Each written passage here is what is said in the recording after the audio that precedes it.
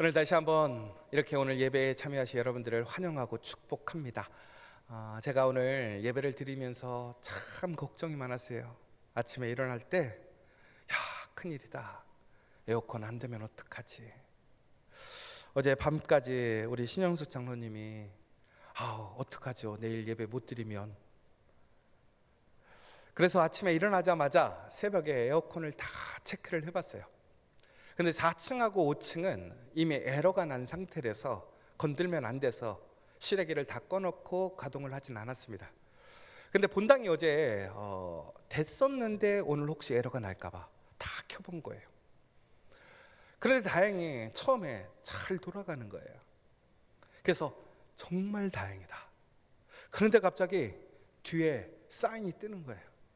에러 사인이 뜨는 거예요. 큰일 났다. 그런데 정말 다행인 것이 앞에 그리고 중간까지는 정상이 되고 뒤에 에어컨들이 에러가 나는 거예요. 그리고 3층은 에어컨이 또 되는 거예요. 그래서 이 정도면 예배 드릴 수 있겠다.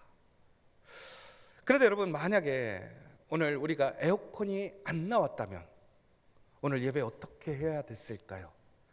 예배 드려야 될까요? 말아야 될까요? 드려야 돼요? 온라인으로 드려야 돼요? 현장에서 드려야 돼요? 현장에서 드려야 돼요? 할렐루야네요. 저도 그렇게 생각했어요.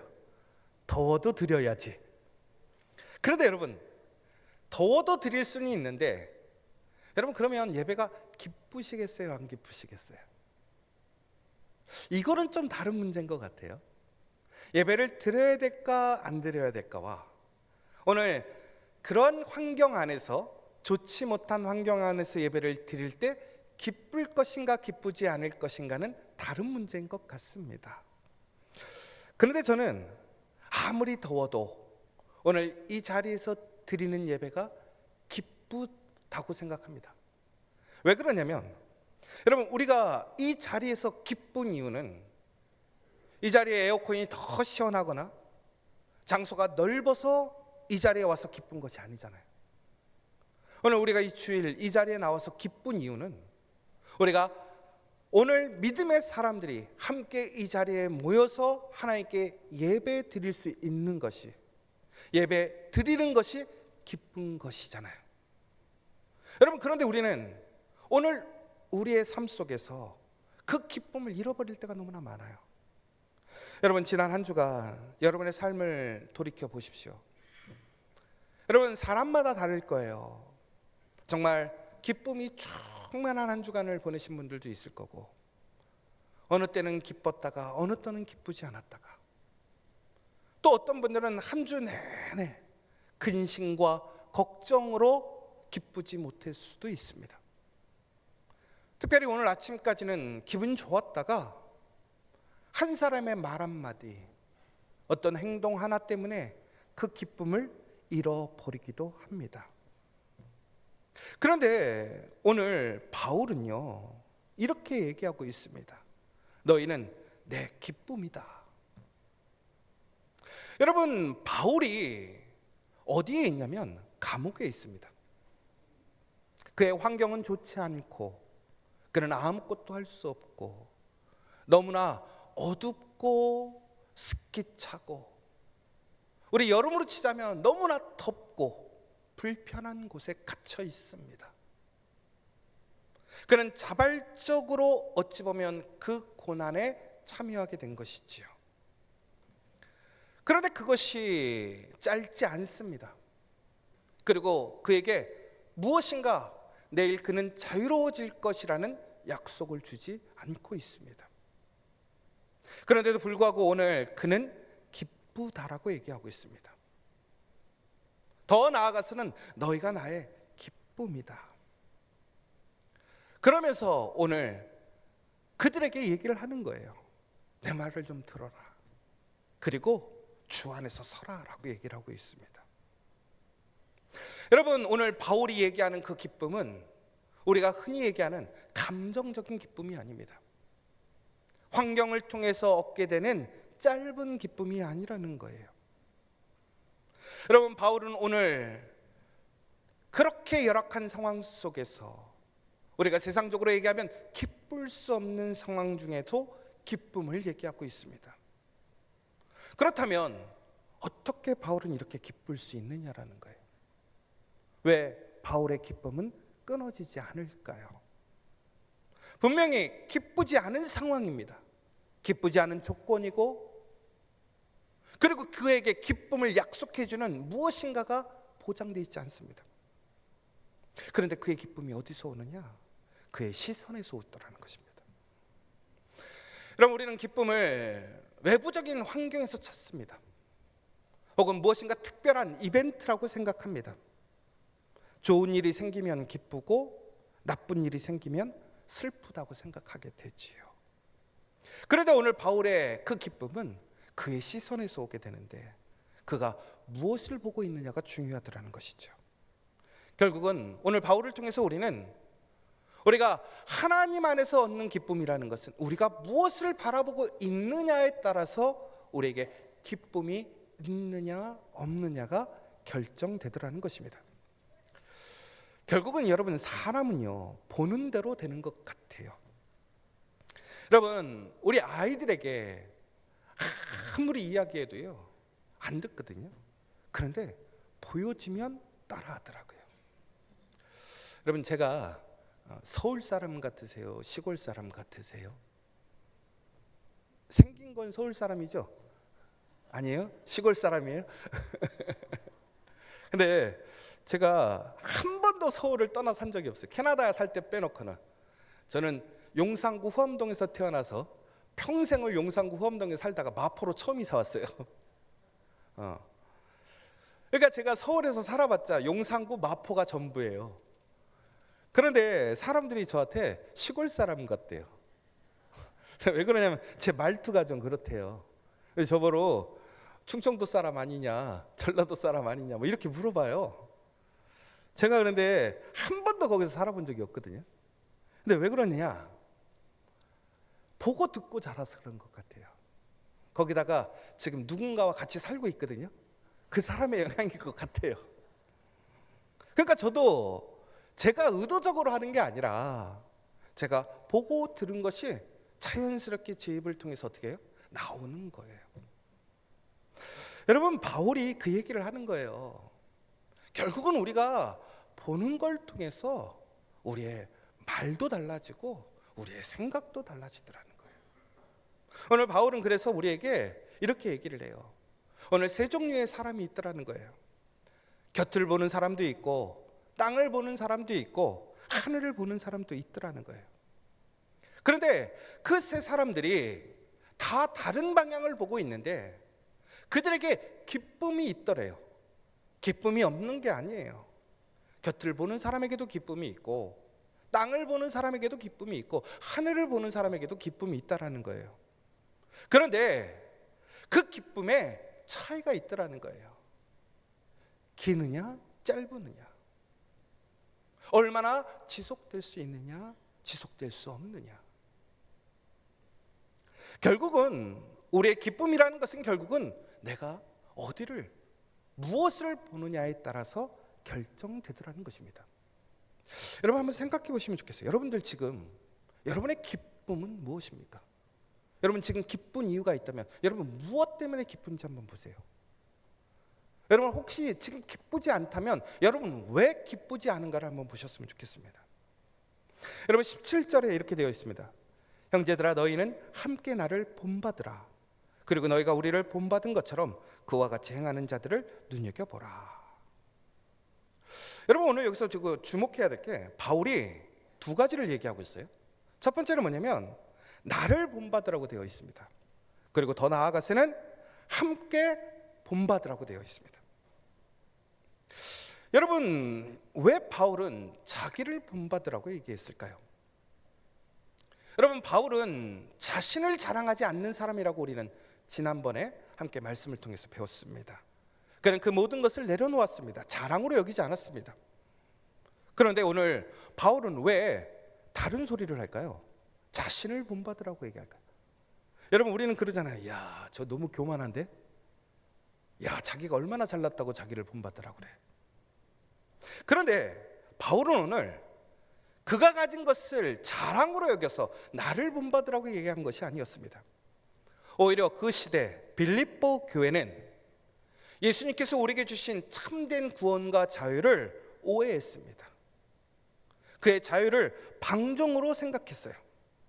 그래서 그들이 무슨 생각을 했냐면, 내가 이제 예수 그리스도로 구원받았으니까 나 이제는 아무렇게나 살아도 돼. 나 예수님께 구원받았으니까 나 성결하게 살지 않아도 되고 말씀대로 살지 않아도 돼. 왜? 예수님이 나를 구원해 주셨으니까. 나 하나님의 자녀가 됐으니까. 얼마나 매력적이에요. 여러분, 예수님만 믿으면 죄 짓고 살아도 된다, 마음대로 살아도 된다. 여러분, 매력적이지 않아요? 그런데 많은 사람들이, 그 성도들이 그거에 흔들린 거예요. 지식이 부족한 친구들이, 혹은 믿음의 연륜이 짧은 사람들은 그것을 진리라고 생각했던 것입니다. 그런데 바울은 그것을 책망하지 않습니다. 오히려 뭐라고 되어 있냐면 대안을 주는 거예요. 본보기를 보여주는 거예요. 그러면서 나를 보라라고 얘기를 하는 거예요. 자신을 자랑하려는 것이 아니라 너희들이 삼아야 될 기준이 무엇인지를 나를 통해서 보라는 거예요. 그리고 너희들이 지금 봐야 될 것이 어딘지를 다시 선택하라는 것입니다. 그러면 오늘 눈여겨보라고 되어 있는데, 그러면 어떤 사람들을 보라는 것일까요? 잘못하는 사람들을 보라는 것일까요? 잘하는 사람을 보라는 걸까요? 당연히 잘하는 사람들. 무엇을 잘하는 사람들? 하나님의 말씀 안에서 말씀대로 살아가고 있는 사람들을 눈여겨서 보라는 것입니다. 여러분, 오늘 바울은 그런데 자기만 그렇게 보라고 얘기하지 않아요. 놀라운 것은 뭐라면 자기뿐만이 아니라 말씀 안에서 하나님을 바라보고 있는 사람들을, 그들을 보라는 거예요. 여러분, 여기서 더 놀라운 것은 오늘 바울이 원론적으로 얘기하자면, 결론적으로 얘기하자면, 그는 멀리 떨어져 있는, 너희들과 멀어져 있는 나를 볼 것이 아니라 너희 옆에 있는 믿음의 사람들을 보라고 얘기하고 있습니다. 여러분, 여기서 아주 놀라운 사실이에요.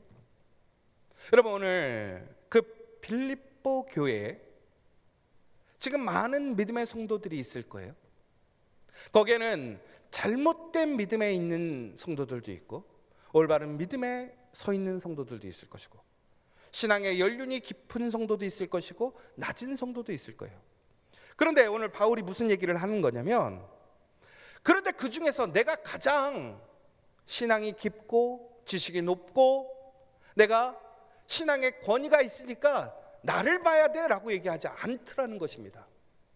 그럼 바울이 그들보다 부족해서 그들이 바울과 신앙의 어떤 깊이나 넓이가 동등해서? 결코 그러지 않습니다. 분명히 차이가 있어요. 그런데 바울이 오늘 왜 주변의 사람들을 뭐라고 그랬냐면, 바울은 멀리 있기 때문에 그래요. 바울은 매일매일 그들과 함께 생활할 수 없기 때문에 그래요. 지금 바울은 빌립보에서 떠나서 감옥에 갇혀 있습니다. 그들에게 매일매일 그들에게 이야기해 줄 수 없어요. 그의 신앙, 그의 믿음을 이야기해 주고 보여줄 수 없더라는 거예요.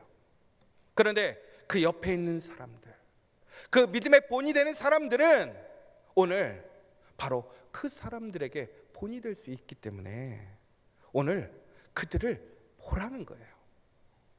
여러분, 그런데 이 이야기가 우리에게 상당한 도전이 되더라는 거예요. 무슨 얘기냐? 여러분, 내가 오늘 어디를 보느냐도 되게 중요해요. 결국엔 그것을 통해서 나에게 기쁨이 유지될 것이냐, 기쁨이 주어질 것이냐가 결정되는데, 동시에 내가 무엇을 보고 살아가느냐, 내가 그래서 그 기쁨을 누리고 있느냐가 결국엔 다른 사람들에게도 보이더라는 거예요. 여러분, 하나님을 보는 사람도 있고 보지 못하는 사람도 있어요. 하나님의 약속을 듣는 사람도 있고 듣지 못하는 사람들도 있어요. 그런데 일반적으로 사람들은 누구를 통해서 하나님을 봅니까? 하나님의 영적인 임재를 통해서, 하나님의 음성이나 환상을 통해 하나님을 봅니까? 아니죠. 누구를 통해서 봅니까? 여기 있는 여러분들을 통해서 본단 말이에요. 사람을 통해서 하나님을 보게 되는 거예요. 그러니까 오늘 바울의 권면에는 전제가 있어요. 뭐냐? 하나님을 바라보는 그 기쁨으로 살아가는 성도들이 온전히 바울과 같이 살아가는 성도들이 있다라는 전제예요. 그럼 우리 성산교회는 어떤 교회입니까? 오늘 여기에 있는 여러분들은 어떤 믿음의 사람들이냐라는 거예요. 하나님을 바라보고 하나님의 기쁨 안에 살아가는 성도입니까? 아니면 여전히 땅에 세상의 사람들 속에서 기쁨을 찾고 그 기쁨으로 기뻐하며 살아가고 있는 사람이냐라는 거예요. 그러므로 우리가 해야 할 일은 무엇입니까? 본이 되시기 원합니다. 더 나아가서는 멀리 있는 본이 아니라 가까이에 있는 본이 되시기 바랍니다. 그리고 겸손한 척하지 말고 진짜 본이 될 수 있는 삶이 되었으면 좋겠어요. 근데 가장 중요한 건 이런 것 같아요. 여러분 혹시 자녀들한테 이렇게 얘기하십니까? 나처럼은 살지 마라. 너희는 다르게 살아라라고 얘기하십니까? 아니면 너희는 나처럼 살아라고 얘기하십니까? 근데 제가 보니까 나처럼 살지 말아라고 해야 될 사람은 나처럼 살아라고 하는 것 같고 나처럼 살아라라고 하시는 분들은 그렇게 얘기 못 하시는 분들도 있는 것 같아요. 그런데 여러분 중요한 건 뭐냐면 나 같은 사람 되지 마라. 나처럼 살면 안 된다. 겸손인 것 같죠. 그런데 여러분 그 자녀들이 과연 무엇을 배우고 살 수 있겠습니까? 여러분 정말 내가 하나님을 안다면 하나님의 은혜를 알고 하나님의 기쁨을 안다면 여러분 우리의 고백은 이렇게 돼야 됩니다. 나처럼 살기를 원한다.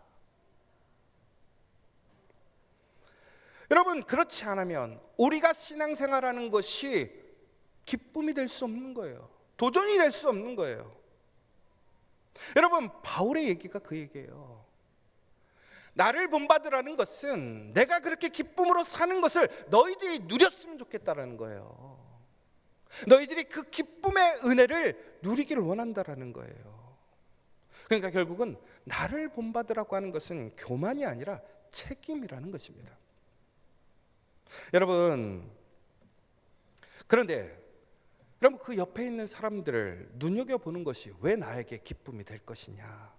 첫 번째는 혼자가 아니라는 것을 알게 됩니다. 여러분 신앙생활할 때 제일 힘든 순간이 언제인 줄 아십니까? 실패할 때가 아니라는 거예요. 나만 이러고 있을 때, 나만 손해보는 것 같고 나만 참는 것 같고 나만 애쓰는 것 같고 나만 말씀대로 살아가는 것 같을 때. 그런데 여러분 나만 그런 줄 알았더니 옆에 사람도 그렇더라고요. 그때 우리는 위로를 받아요. 내가 걷는 길이 잘못된 길이 아니구나. 내가 소망하고 바라는 기쁨이 잘못이 아니구나. 더 나아가서 기쁨으로 그 하나님의 말씀의 길을 걸어가는 사람들을 통해서 저것이 나에게 기쁨이 될 수 있구나. 결국에는 그 길의 가능성을 보게 되는 거예요. 여러분 말씀만 들으면 머리는 이해가 되는데 마음이 움직이지 않습니다. 동의가 되지 않아요. 그런데 그렇게 사는 사람들이 그 삶을 살면서 증거가 되어지고 기쁜 삶으로 나아가게 되면 생각이 바뀝니다. 어떤 분을 제가 보면 분명히 망해야 되거든요. 저렇게 하면 망해야 되거든요. 말씀대로 그렇게 살면 안 돼야 되는데 되는 거예요. 안 망하는 거예요. 풀리는 거예요. 역사가 일어나는 거예요. 그때 저기 소망이 생겨요. 나도 저렇게 살아야 되겠구나. 우리 자녀들도 이렇게 살아야 되겠구나. 저는 우리 자녀들이 잘 살았으면 좋겠어요. 우리 자녀들이 세상에서 정말로 누리고 살았으면 좋겠어요. 그런데 우리 자녀들한테 아무것도 해줄 수 있는 게 없어요. 공부를 가르칠 수도 있는 것도 아니고 그들의 직업을 내가 챙겨줄 수도 없는 거예요. 그런데 저는 분명히 한 가지는 알아요. 하나님만 믿으면 너는 살 수 있다. 부모가 없어도 능력이 부족해도 혹은 그의 형편이 부족해도 하나님을 온전히 알고 하나님의 말씀에 순종해 살아가면 분명히 네 삶은 하나님이 책임져 주신다. 그것이 저의 고백이니까. 여러분, 그런데 그것을 살아가는 사람들이 옆에 있고 그것을 볼 수 있게 될 때 우리는 위로를 받고 도전을 받고 기쁨을 얻게 된다라는 거예요. 더 나아가서는 비교가 멈춰요. 여러분, 우리는 세상 사람들을 만나면 비교합니다. 얼마나 더 좋은 것을 갖고 있느냐, 더 비싼 것을 갖고 있느냐, 내가 얼마나 더 많은 것을 갖고 있느냐. 왜? 우리는 그것을 제한적으로 보기 때문에. 그런데 놀랍게도 하나님께서는 하나님의 믿음의 자녀들에게는, 하나님의 거룩한 백성에게는, 하나님의 나라의 그 백성들에게는 하나님의 약속을 모든 믿음의 자녀들에게 허락해 주시더라는 거예요. 무엇보다 그 예수의 이름으로 하나님의 나라를 위하여 구하는 모든 것들은 응답되게 하신다고 하셨습니다. 무슨 얘기냐? 오늘 우리 삶 속에서 오늘 그 믿음을 표대로 삼고 그 믿음의 길을 걸어가며 하나님께 기도하는 사람들이 하나님께 응답받고 기쁨의 삶을 살게 된다는 것은 나에게도 동일하게 하나님의 기쁨이 주어지는 것이고 하나님의 응답이 주어진다는 사실입니다. 여러분들은 이 사실을 믿으십니까? 여러분, 그러면 우리는 누군가가 그렇게 살아가는 것이 나의 수치가 아니라, 부러움이 아니라 나에게는 무엇입니까? 기회인 것이고 도전이 되는 거예요. 소망이 되는 거예요. 그러니까 내가 오늘 그 하나님의 말씀을 향해 기쁨으로 걸어가는 모습이 되어진다면 그것은 나에게도 끊임없는 기쁨이 주어질 것이고 오늘 내 옆에 있는 사람들에게도 놀라운 기쁨이 된다는 사실입니다. 여러분, 그런데 그럼에도 불구하고 이 세상에 땅에 머물러 있는 사람이 있어요. 이 세상만 바라보는 사람들이 있어요. 여러분, 그런데 오늘 바울이 그 사람들을 향해서 오늘 눈물을 흘린다고 되어 있습니다. 18절에 보시면 뭐라고 되어 있냐면, 내가 여러 번 너희에게 말하였거니와 이제도 눈물을 흘리며 말하노니 여럿이 그리스도의 십자가의 원수로 행하느니라. 오늘 바울이 탄식하고 있는 거예요. 그들을 정죄하는 것이 아니라 그들을 안타까워하고 있는 거예요. 그들이 정작 누려야 될 기쁨을 누리지 못하고 있는 거예요. 그들의 기쁨이 있는데도 불구하고 그들은 기뻐하지 않습니다. 여러분, 처음에 말씀드렸죠. 우리가 이 땅에 살아가면서 기쁨이 없느냐? 기쁨이 있어요. 여러분, 세상적으로 살아도 기쁨이 있습니다. 먹으면 기쁩니다. 돈을 벌면 기쁩니다. 집을 살면 기쁩니다. 차를 사도 기쁩니다. 좋은 회사에 들어가면 기쁩니다. 자녀들이 좋은 대학 가면 기쁩니다. 그런데 그 기쁨은 매우 짧습니다. 영원한 기쁨이 아니라는 거예요. 지속되는 기쁨이 아니라는 거예요. 이 땅의 기쁨은 계속해서 공급돼야지만 기쁨이 유지가 되는 것이고 기한이 있고 한계가 있더라는 거예요. 그런데 세상의 사람들은 그것을 기쁨으로 하니까 그 짧은 기쁨을 누리기 위해 수많은 고생을 하는 거예요. 여러분, 우리가 그런 얘기 하잖아요. 결혼하면 몇 년 행복하다고요? 평생 행복해야죠. 그렇죠? 그런데 뭐 심리학적으로 얘기하면 3년 행복하다고 얘기하잖아요. 여러분, 집 사면 몇 년 행복할 것 같으세요? 1년 행복하대요. 차 사면 3개월 행복하다고 얘기하더라고요. 여러분, 아무리 크고 대단한 것도 이 땅에 있는 기쁨은요, 유통기한이 있어요.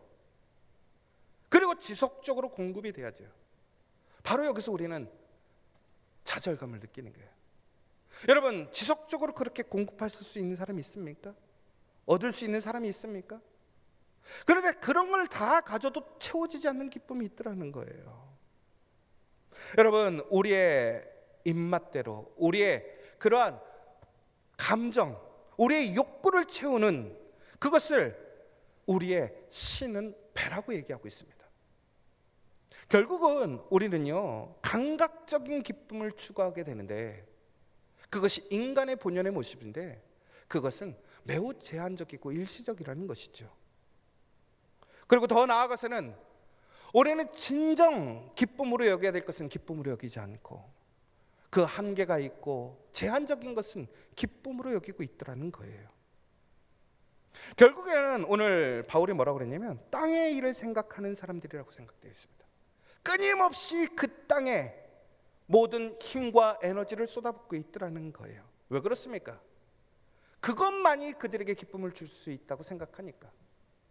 그런데 바울이 오늘 얘기하는 것은 뭐냐? 우리의 기쁨은 거기에 있지 않고 하늘에 있다라는 거예요. 오늘 바울이 뭐라고 얘기하냐면 우리는 천국의 시민이라고 얘기하고 있습니다. 여러분, 그 천국의 시민이 되어질 때 우리는 이 땅에서의 기쁨은 짧지만 그 천국에서 주어지는 기쁨은 영원하다라는 것입니다. 그 기쁨은 빼앗기지만 하늘의 기쁨은 영원히 빼앗기지 않더라는 거예요. 왜? 하나님이 주시는 것이니까. 무엇보다도 우리는 그 기쁨을 통해 영광에 참여할 수 있더라는 것입니다. 사랑하는 여러분, 오늘 우리가 그 하늘을 보면, 하나님을 바라보면 우리에게 기쁨은 꺼지지 않게 됩니다. 우리의 시민권이 하늘에 있기 때문에 우리의 기쁨은 사라지지 않습니다. 여러분, 어느 나라 사람이든지 외국에 나가보면 그 사람이 어느 나라 사람인지가 드러납니다. 여러분, 아침에도 제가 잠깐 얘기를 했는데 요즘 프랑스가 한 42도, 43도까지 올라갔대요. 그런데 여러분, 프랑스가 그 더위 속에서도 아주 어려운 이야기들을 했어요. 뭐냐면 에어컨을 설치해야 되느냐 말아야 되느냐. 여러분, 42도인데 에어컨 설치해야 돼요 말아야 돼요? 해야죠. 그런데 프랑스인들은 에어컨을 설치하지 않는 것에도 동의해요. 여론조사를 했대요. 이제는 에어컨 규제를 없애고 무조건 학교나 병원에는 에어컨을 달아야 됩니다. 여러분, 이게 무슨 얘기예요? 당연히 들어가야 되는 거 아니에요? 근데 그들은 그것을 결론을 냈는데 나라의 60% 이상, 70% 가까이가 에어컨을 그래도 달지 않아야 된다고 생각하는 거예요. 왜? 에어컨을 달아서 시원한 것보다 그것으로 인한 환경오염이 더 크다라는 거예요. 여러분, 그것이 프랑스 사람들의 의식이에요. 그들의 정체성이에요. 그러니까 저는 오늘 그것이 옳으냐 그르냐 얘기하려는 것이 아닙니다. 그것이 프랑스인들을 구별짓는 정체성이란 말이에요. 여러분, 그렇다면 우리가 하늘나라의 백성이고 하늘의 기쁨을 살아가고 있는 사람이라면 우리가 이 세상 사람들과 구별되는 점은 뭐냐라는 거예요. 그 기쁨은 뭐냐라는 거예요. 여러분, 그런데 우리는 여전히 하늘의 시민이라고 얘기하고 있지만, 우리는 하나님께서 주시는 기쁨이 있지만 우리는 그것을 기쁨으로 여기고 있느냐라는 거예요. 여전히 이 땅에 세상의 것들, 그저 짧고 없어지는 것들, 무의미한 것들에 기쁨을 두고 있지 않느냐라는 거예요. 그러니까 우리는 기쁠 수가 없는 거예요. 우리의 환경이 나빠지면 기쁨이 사라지는 거예요. 우리의 자녀가 좋은 대학에 가지 못하면 기쁨이 사라지는 거예요. 직장을 잃어버리면 기쁨이 사라지는 거예요. 내가 원하는 것이 채워지지 않으면 기쁨이 사라지는 거예요. 그런데 우리가 하나님을 바라보고 있다면 우리는 기쁠 수가 있는 거예요. 왜? 나의 부족하고 나의 연약함을 하나님께서 채우시니까, 하나님께서 인도해 주시니까, 이보다 더 좋은 것이 없다라고 고백하는 놀라운 은혜를 주시니까. 여러분, 하늘의 기쁨은 짧지 않습니다. 하늘의 기쁨은 빼앗기지 않습니다. 무엇보다 하늘의 기쁨은 우리의 잘못된 기쁨의 그 수치를 올바른 수치로 바꿔주더라는 거예요. 오늘 이 시간 바울이 그 얘기를 하는 거예요. 내가 그것을 보고 살아가는데 그 기쁨을 너희들이 누렸으면 좋겠다라는 거예요. 그것을 누리라고 얘기를 하는 거예요. 사랑하는 여러분, 오늘 여러분들이 그 바울의 기쁨을 누리시기를 간절히 축원합니다. 더 나아가서 여러분들이 그 기쁨의 기준이 되기를 원합니다. 모델이 되기를 원합니다. 그래서 우리 성산교회에 오면 세상에서 얻지 못하는 기쁨을 누리는 교회 되기를 원합니다. 그것이 바로 살리는 교회, 살리는 성도가 될 줄 믿습니다. 여러분, 그런데 그 기쁨은 어디서 주어지느냐? 바로 주 안에 있을 때 주어지더라는 거예요. 주 안에 서 있을 때. 여러분, 서 있다라는 것은 멈추라는 것이 아닙니다. 포기하지 말고 하나님의 약속을 붙들고 견고하게 그 길을 걸어가라는 거예요. 감정에 치우치지 말고, 상황에 휘둘리지 말고, 조건에 휘둘리지 말고 하나님의 말씀을 붙들고 가라는 거예요. 그러면 어떻게 된다? 하나님께서 우리에게 그 기쁨을 허락하실 것이라는 것입니다. 오늘 비록 환경은 좋지 않지만, 조금은 덥지만 하나님께서 여전히 우리에게 기쁨을 주시는 줄 믿습니다. 여러분의 가정과 일터에 여러분의 모든 곳에 하나님의 기쁨이 충만할 줄 믿습니다. 그 기쁨을 잃지 않고 기쁨으로 나아가시는 우리 성산교회 성도들 되시기를 간절히 축원합니다.